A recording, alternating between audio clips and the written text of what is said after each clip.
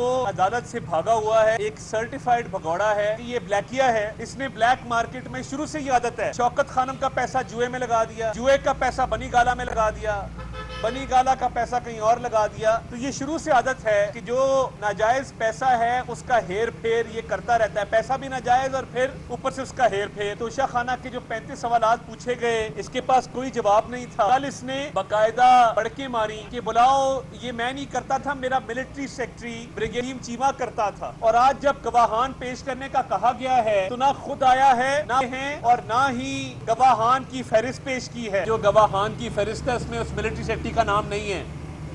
کل بڑک تو مار دی، ٹک ٹاکیں بن گئی، بریگیڈیئر وسیم چیمہ ساتھ کھڑے ہیں، خان صاحب کے ہنس رہے ہیں.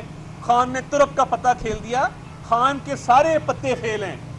بڑک مار دیتا ہے اور بعد میں پھر دم دبا کے بھاگ جاتا ہے. 9 مئی کے حملوں کا بھی کیس ہے، وہ عدالت سے بھاگا ہوا ہے، ایک سرٹیفائیڈ بھگوڑا ہے اور پچھلی کئی پیشیوں سے عدالت میں آنے سے قاصر ہے، اور کبھی ایک بہانہ کبھی دوسرا بہانہ.